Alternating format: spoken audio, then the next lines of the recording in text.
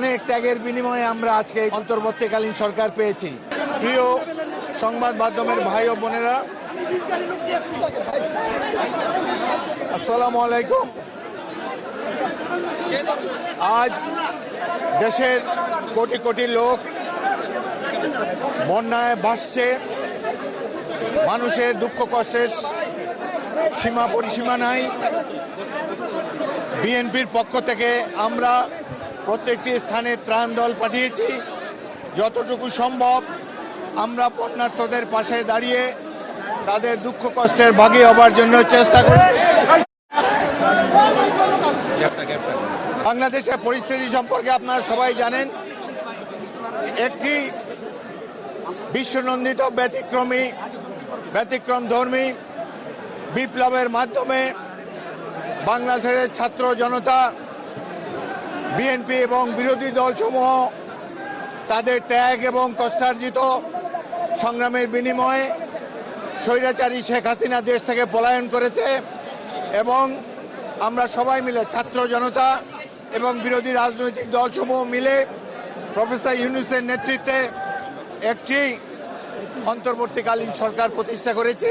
আমরা বিএনপির পক্ষ থেকে ডক্টর ইউনূসের এই সরকারকে সর্বতোভাবে সাহায্য সহযোগিতা করব এবং আমরা চাই দীর্ঘদিনের যে জঞ্জাল আওয়ামী লীগের সরকার সমাজ দেখে রেখে গিয়েছে, অর্থনীতির যে মারাত্মক ক্ষতি করেছে।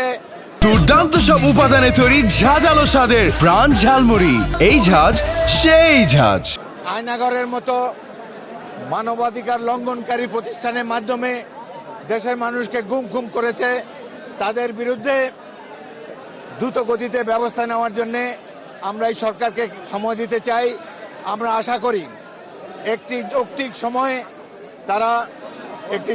সময়ে তারা জনপ্রতিনিধিদের কাছে সুষ্ঠু নির্বাচনের মাধ্যমে ক্ষমতা হস্তান্তরের উদ্যোগ নেবেন।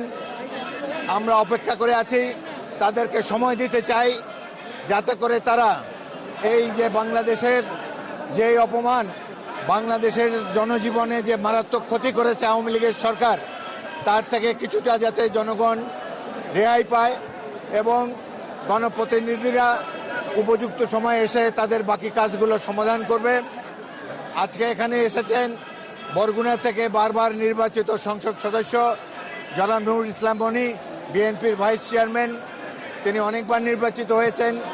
একবার 1991 সালে জাতীয় সংসদে স্বতন্ত্র প্রার্থী হিসাবে আমরা 3 জন নির্বাচিত হয়েছিলাম, মনি সাহেব, আমি এবং রেদওয়ান। এই জননেতা আগামী দিনে বরগুনাকে আরও উন্নয়নের পথে নিয়ে যাবেন, সেটাই আমরা আশা করি। আজকে আমাদের কথা হলো যে অনেক ত্যাগের বিনিময়ে আমরা আজকে এই তত্ত্বাবধায়ক সরকার পেয়েছি, অন্তর্বর্তীকালীন সরকার পেয়েছি। এই আন্দোলনে শুরু করেছিল বিএনপি 16 বছর আগে। আমাদের শত শত কর্মী গুম হয়েছে, হাজার হাজার কর্মী জীবন দিয়েছে।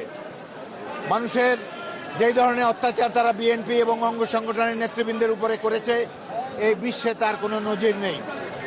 এবং আন্দোলনের শেষ পর্যায়ে কোটা আন্দোলন নিয়ে মাঠে নেমেছে এই ছাত্র জনতার দল। আমি বৈষম্য বিরোধী ছাত্র আন্দোলনের নেতৃবৃন্দ এবং প্রতিটি সদস্যকে সম্মান জানাই, অভিবাদন জানাই। তারা বুকে রক্ত ঢেলে এদেশে গণতন্ত্র প্রতিষ্ঠার পথকে সুগম করেছেন।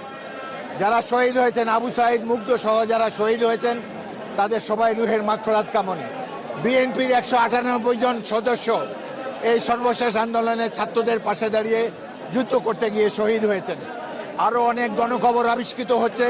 সারা দেশে তারা হত্যা নির্যাতন চালিয়ে ভেবেছে তারা কিয়ামত পর্যন্ত ক্ষমতায় থাকবে। কিন্তু বাংলাদেশের মানুষ বীরের জাতি আমরা।